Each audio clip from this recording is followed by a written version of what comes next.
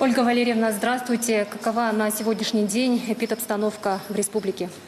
Добрый день, уважаемые жители Республики Саха-Якутия. Текущая санитарно-эпидемиологическая обстановка остается напряженной.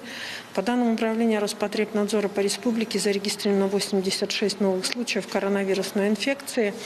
Есть определенное снижение по столице нашей республики, 55 случаев. Увеличение случаев в Алданском и Миконском районе, соответственно, 5 и 4 соответственно. По 3 случая зарегистрировано в Амгинском, Мегино-Кангаласском и Хангаласском улусе, по 2 случая в Булунском, Вилюйском, Горно-Мирнинском, Нюрингринском, по 1 случаю в Момском районе.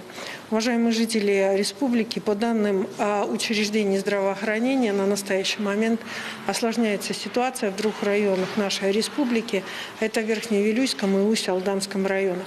Необходимо обратить внимание, что основные очаги в Верхневилюйском и Усть-Алданском районах связаны с приездом к родственникам непосредственно из города Якутска и из других городов Российской Федерации гостей.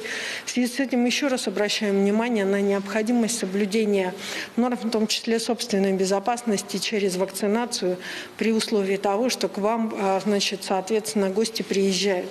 Сегодня необходимо обратить внимание, что вакцинация является единственным способом для того, чтобы непосредственно предотвратить и не допускать очаги, и группы заболеваний. Те ситуации, которые сегодня у нас по данным учреждений здравоохранения возникают в Верхневилюйском и в Усть-Алданском районе, были разобраны на оперативном совещании с главами муниципальных образований. И выявлена тенденция, направленная на необходимость в обязательном порядке соблюдать санитарно-эпидемиологические требования и вакцинироваться тем семьям, которых приезжают, соответственно, гости, особенно в летний период. Те же правила необходимо соблюдать и при выезде из, соответственно, республики и последующему возвращению. Кроме того, обращаем ваше внимание на то, что учреждениями здравоохранения, центральными районными больницами отслеживаются все несовершеннолетние, прибывающие на соответствующие на слега и районы республики. В связи с этим при отслеживании определяется и их последующий контроль.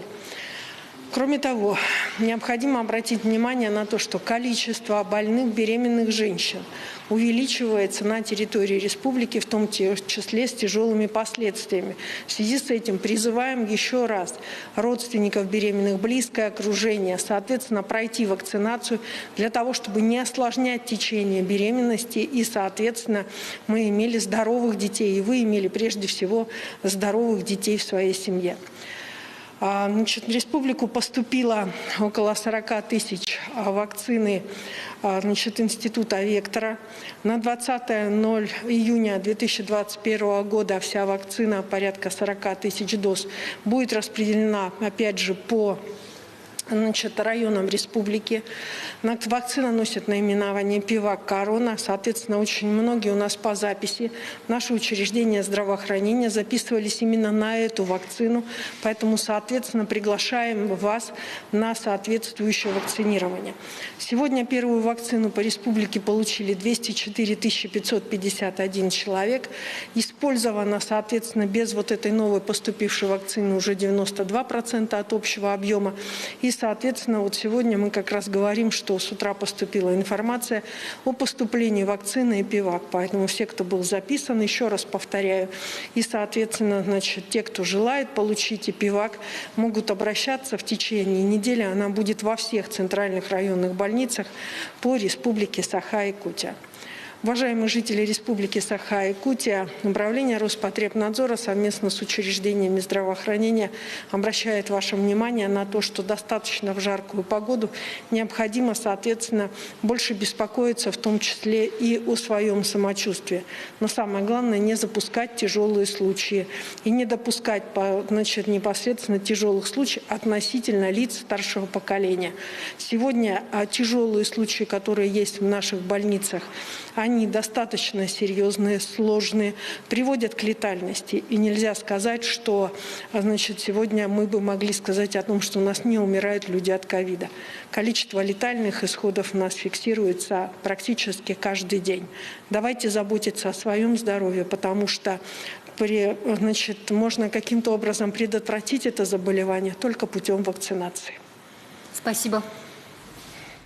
Это был брифинг оперативного штаба по эпидобстановке в прямом эфире. А мы продолжаем наш выпуск. Программа диспансеризации начнется в России 1 июля. В регионах она будет проходить с учетом текущей эпидситуации, заявил министр здравоохранения Михаил Мурашко. Руководитель ведомства отметил, что уже составлены списки пациентов по 3 категориям. Первыми на диспансеризацию начнут приглашать тех, кто переболел ковид от 2 до 6 месяцев назад.